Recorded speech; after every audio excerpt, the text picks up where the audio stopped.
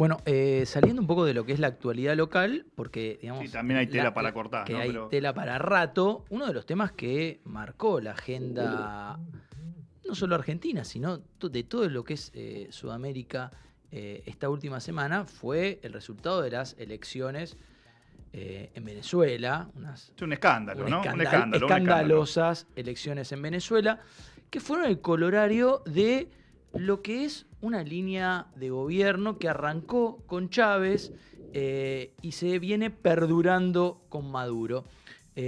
Una persona que hizo un análisis sobre todo lo que fue este movimiento y que ese análisis le costó exiliarse y no poder estar en Venezuela, es el fundador del Partido Socialismo y Libertad, justamente ahí en Venezuela, Simón Rodríguez Porras, autor, además, del libro ¿Por qué fracasó el chavismo? Simón, buenas noches, Gonzalo Jiménez te habla.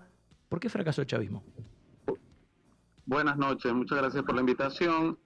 Yo comenzaría, planteando que, el Partido Socialismo lo fundamos un grupo de revolucionarios, de izquierdistas, muchos del movimiento sindical, con la idea de luchar por el socialismo, por una verdadera igualdad social, derechos de los trabajadores, los sectores populares, y esa lucha nos llevó a tener que enfrentar un gobierno con cada vez más rasgos de autoritarismo militar y sobre todo lo más importante, que ha estado al servicio de un sector emergente de la burguesía que se ha llamado la boliburguesía, o sea, los nuevos ricos ligados a los negocios petroleros y a la corrupción estatal. Lo que nosotros denominamos en ese libro, del que soy coautor junto con Miguel Során, dirigente de Izquierda Socialista Argentina, que vivió muchos años en Venezuela, lo que planteamos es que el proceso, que en su momento se llamó proceso revolucionario o bolivariano, luego chavismo, generó grandes expectativas dentro y fuera de Venezuela. Realmente para mucha gente se convirtió en la esperanza, y luego cuando se empezó incluso a hablar ya al quinto o sexto año de gobierno de un socialismo del siglo XXI, de que se podía construir una sociedad diferente, y lamentablemente pues ha resultado ser un gran fracaso. La prueba es un desastre económico con una contracción del 80% de la economía en los últimos 10 años, tener un exilio forzoso de casi 8 millones de personas, que son aproximadamente un cuarto de la población, una industria petrolera que nunca fue nacionalizada, siguió siendo colonizada por transnacionales estadounidenses, chinas, europeas, salarios de $4 mensuales, destrucción de la libertad sindical, o sea, un ataque brutal contra los derechos de los sectores que precisamente tenían una esperanza cifrada en ese proyecto político. Entonces, en ese sentido, a pesar de que el chavismo sigue gobernando y ahora con métodos abiertamente dictatoriales desde el año 2015, nosotros decimos que esa esperanza se disipó. Ya nadie plantea que debe hacerse lo que se hace en Venezuela como un proyecto a imitar para sus propios países en el resto de América Latina o del mundo. Y dentro de Venezuela pues también es muy poca la gente que apoya ese gobierno actual, ahora ya abiertamente dictatorial, como decía. Simón, Mariano Ferretti te saluda, buenas noches. Buenas noches, sí. Te hago una pregunta, a ver, son varias en realidad. La primera es, desde el inicio del proceso de Chávez, ¿ustedes acompañaron ese proceso? Esa es una pregunta. Y después la otra, para preguntarte, es, ¿qué pasó? ¿Cuál es la desilusión más grande en cuanto a esto que estabas contando, de que era posible esta revolución, esta sociedad más justa, a caer en los propios vicios de lo que se planteaba en un momento como lo contrario? ¿Qué fue lo que pasó en el medio? Sí, pues sobre lo primero, la corriente de lo que yo formo parte, pues esta corriente en la que está también Izquierda Socialista en Argentina y muchas otras organizaciones, y en el caso de Venezuela, el Partido Socialismo y Libertad, realmente nunca le dio un apoyo político a Chávez, como planteando que Chávez había el socialismo. Sí hubo oposición al golpe contra Chávez en el 2002, por supuesto, o sea, defendimos los derechos democráticos cuando el chavismo fue la víctima, ¿verdad?, del golpismo, y lo defendemos ahora cuando el victimario es el chavismo también. Sí. Hubo momentos en que se planteó un voto crítico, o sea, hubo distintas tácticas, pero siempre con total independencia política. Y para responder tu pregunta en un sentido, muy resumido, porque lógicamente aquí se condensan décadas de historia. Sí. En En el 89 una rebelión popular muy importante que se llamó el Caracazo, que fue un alzamiento contra un plan de ajuste del Fondo Monetario Internacional que implicaba grandes aumentos de los precios de los alimentos y productos de consumo básico y privatizaciones.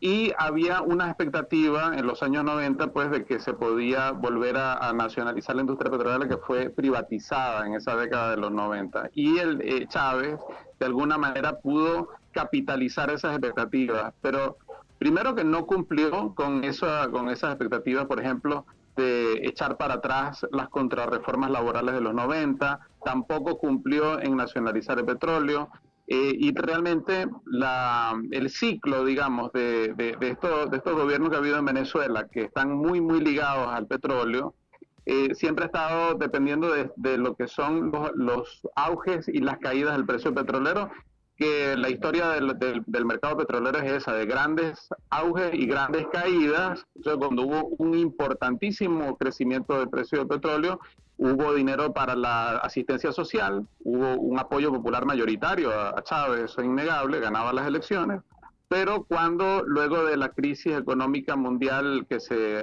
destapó con todo este tema de los préstamos inmobiliarios y todo esto a partir del 2007-2008 y que luego impactó en los commodities, pues Venezuela también fue impactado por eso, y lo que hizo el gobierno fue empezar a recortar los salarios y el gasto social por la vía inflacionaria, o sea, metiéndole dinero sin ningún tipo de respaldo en actividad económica real a la economía y fundiendo, por supuesto, los ingresos de los trabajadores y luego criminalizando la protesta social, persiguiendo a los trabajadores, persiguiendo a los indígenas y a los campesinos que luchaban en contra de esas políticas reaccionarias. Eso, en resumen, digamos, podríamos decir que fue porque no se cumplieron las expectativas que tenía la gente de un cambio profundo. Realmente el gobierno no solo que replicó las viejas prácticas, sino que las llevó a los niveles más grotescos que se haya visto en nuestra historia. Solo para ponerte un ejemplo, siempre hubo este problema del arbitraje, como hubo lo del dólar blue en Argentina, de que quienes manejan los dólares oficiales pues con una ganancia por ese arbitraje, pero en Venezuela esos márgenes siempre fueron, bueno, del 20-25% en los gobiernos anteriores, y con el chavismo la diferencia entre el dólar oficial y el dólar paralelo llegó a ser de 1000 a 1, o sea, realmente era una locura esa bicicleta que se generaba de corrupción, y esa es parte de la explicación de por qué Venezuela pasó de su mayor bonanza petrolera a la mayor crisis económica de toda su historia, prácticamente sin transición, de una cosa pasó a la otra, y entonces en ese sentido no puede haber nadie más responsable que el propio gobierno, sobre todo porque las sanciones económicas que han sido muy destructivas y a las que nosotros nos hemos opuesto son bastante posteriores. La crisis comenzó en 2013 y las primeras sanciones financieras fueron en 2017 y las sanciones petroleras 2019, o sea, bastante después de que ya había un desastre económico. Simón, a ver. ¿Qué relación, discúlpame, me hizo acordar la relación, ¿no?, de Chávez con la izquierda, los partidos de izquierda, muy similar a la relación de Perón con los partidos de la izquierda en el primer peronismo, ¿no? Muy parecida. Muy parecida. Simón, yo, a ver, te traslado una inquietud desde mi lugar, en donde, por cuestiones de trabajo, tengo relación con muchos venezolanos, y me comentan que la situación económica en Venezuela ha mejorado mucho en los últimos, a diferencia de lo que era hace, no sé, 10 años atrás, ha mejorado bastante y están mejor. ¿Es así o realmente no tiene nada que ver y están igual de hundidos? Bueno, hay un cierto rebote, ¿verdad?, en los últimos 2 años, después de una caída estrepitosa de la economía, pero que de ninguna manera, o sea, para que se hagan una idea, la caída fue tan brutal, de una contracción del 80%, que el PIB per cápita de Venezuela ahora apenas se compara con el que teníamos hace 50 años. O sea, con eso se hacen una idea, ¿no? ¿Cuándo te tuviste que te iba a preguntar que lo mismo. exiliar? Sí, bueno, mira, quería hacer una pequeña precisión además sobre la introducción que hicieron. Sí. Yo en realidad me fui por razones económicas, como la enorme mayoría de los venezolanos, ¿verdad? Aunque sufrí, por supuesto, detención e incluso hasta por tener libros de izquierda. Una ocasión estuve detenido por varias horas, pero la verdadera razón es el exilio económico. Yo salí en el 2016, pasé 2 años en Argentina y bueno, actualmente vivo en República Dominicana. Vos sabés que acá tuvimos, acá en la radio, un compatriota tuyo, que era el operador, y una vez le preguntamos, la misma pregunta que te hicimos a vos, se le hicimos a él. Le digo, pero ¿por qué te fuiste? Porque dejar todo, ¿viste? El exilio, el desarraigo debe ser algo muy feo realmente. Y él nos dio una respuesta, no sé si te acordás. La respuesta fue esta. Cuando tomé conciencia que si alguno de mis hijos se enfermaba y yo no tenía plata y ni podía conseguir para comprar una aspirina, ese fue el punto final para irme de mi patria. Fue realmente una respuesta que nos llamó la atención, nos conmovió, hasta te entristece escuchar relatos así. Sí, y además ese relato que me parece muy genuino, indica un aspecto, por ejemplo, un gobierno que dice ser socialista y dice ser de izquierda, pero que destruyó totalmente la salud pública y la educación pública en Venezuela. O sea, quien vaya a un hospital realmente tiene que llevar el algodón, tiene que llevar la inyectadora, tiene que llevar, si le mandan a ponerse una aspirina, la va a tener que comprar, no le van a dar absolutamente nada si tienen la suerte de que lo atiendan. O sea, el desastre total y la destrucción, que es una forma de privatización también, porque entonces efectivamente si alguien tiene alguna emergencia médica, no puede ir a la salud pública, tiene que ir a la salud privada. Yo tengo una breve duda que tal vez vos nos puedas sacar de esta duda. Yo veo a Estados Unidos como un país intervencionista en países donde supuestamente la democracia no se cumple, como puede ser Medio Oriente, y casualmente tienen temas de petróleo. En Venezuela no intervienen en absolutamente nada, y mi duda es, ¿les están comprando el petróleo realmente muy barato a los venezolanos y por eso no les interesa lo que suceda ahí en materia de derechos humanos? Bueno, la relación con Estados Unidos ha sido contradictoria porque, por una parte, bueno, sí ha habido intervención, por ejemplo, en el 2002, el golpe contra Chávez lo apoyó Bush abiertamente, lo apoyó Aznar. Luego, para ir resumiendo, ¿verdad? Saltando en los años, cuando salió el destape de los cables de WikiLeaks, hay un cable muy interesante donde el embajador estadounidense le dice al Departamento de Estado que no conviene antagonizar abiertamente con Chávez porque eso lo que hace es darle más popularidad, porque el imperialismo estadounidense o el gobierno estadounidense tiene amplio rechazo en la población venezolana, eso en el 2009. Y bueno, luego estuvo toda el affair Guaidó, donde se le dio un estatus como de gobierno paralelo y se le puso a administrar bienes del Estado venezolano y cuentas en el exterior que fueron confiscadas, y eso generó una gran corrupción que llevó al desprestigio total de Guaidó y de ese sector de la oposición. O sea que sí ha habido una intervención que yo califico de negativa. Además, las sanciones a un país que ya de por sí estaba súper arruinado no afectaron a la boliburguesía, a los ricos del gobierno, sino que afectaron también a la población que ya estaba en una pésima situación. Por otra parte, bueno, vemos que Estados Unidos, si le preocupara la democracia, no financiaría un genocidio en Palestina, por ejemplo. Claro. Pero bueno, más allá de ese debate, ¿verdad?, sobre la hipocresía de Estados Unidos y todo eso, hay que tomar en cuenta también que Venezuela es un país que no solo le vende petróleo, que siempre le ha vendido, sino que el petróleo mismo lo extraen empresas yanquis. O sea, la empresa con mayores inversiones en Venezuela, extranjera, es Chevron. No es una empresa rusa ni china, es Chevron. Claro, lo mismo pasó en Ecuador, que hizo un desastre ecológico durante la presidencia de Correa, la misma firma. Y ahora, bueno, esas son cosas que acá, viste, está la imagen de PDVSA como el gran farol de la industria venezolana a nivel petróleo, como que es de los venezolanos el petróleo, y no es tan así. Efectivamente no es así. A partir del año 2007 se adoptó un modelo de empresas mixtas donde PDVSA tiene una parte de las acciones y otra parte de las acciones los tienen estas grandes empresas como Repsol, Chevron, todas las que están en Argentina están en Venezuela y otras más. Y lo otro, que PDVSA la han llevado al desastre total, ha habido un saqueo por parte de la corrupción y todo esto, que Venezuela durante unos años pasó a ser un exportador de productos de hierro, pero no porque los produjera, sino porque estaban desmantelando las empresas y desmantelando la infraestructura de PDVSA y vendiéndolo como chatarra por Brasil. Una cosa verdaderamente grotesca e impresionante. Qué locura. Simón, la última y no te molestamos más.